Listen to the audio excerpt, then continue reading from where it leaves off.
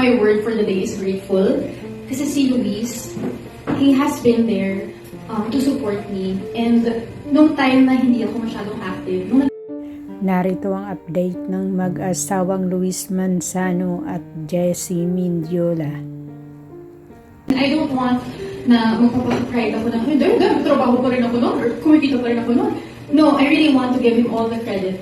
He's a very, very good provider. Ang sabi ni Jessie Mendiola, mabait at good provider ang kanyang asawa na si Luis.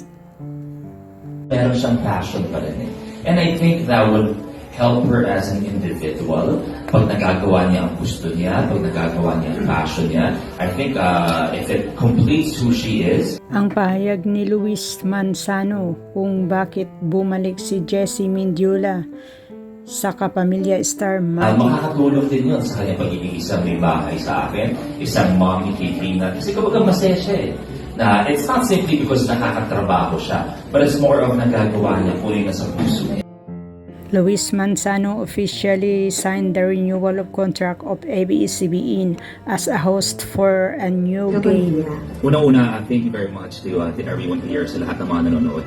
Alam niyo, sa sobrang ganda ng VTR, sobra akong kinabahan. Kung yung ending nun black and white, tapos. Baka sa mukha ni Luis ang kasiyahan na manatiling kapamilya ng ABS-CBN.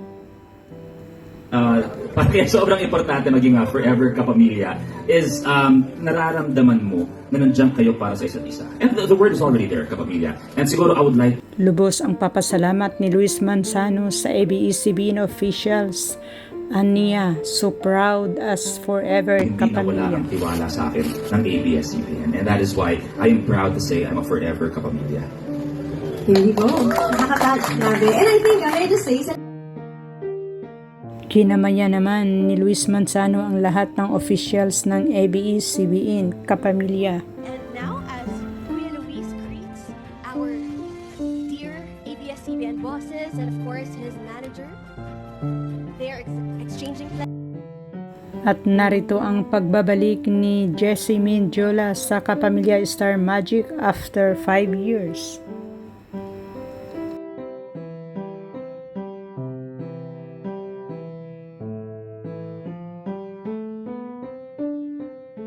Emosyonal naman si Jessie Mendiola habang nagsasalita. Hindi daw niya ito ina-expect na maraming nagmamahal sa kanya. Grabe, I feel very special. Hindi ko na-expect na ganun dami yung nagmamahal sa akin. Grabe, naging emotional ako. I'm very grateful talaga. Pumirma na ng bagong kontrata ng ABS-CBN si Jessie bilang Kapamilya Star Magic. Kanina, I wasn't expecting na babalik ako. And grabe yung support system ko. My husband, grabe siya. Kagabi pa lang sinasabi ko, I'm super anxious and nervous.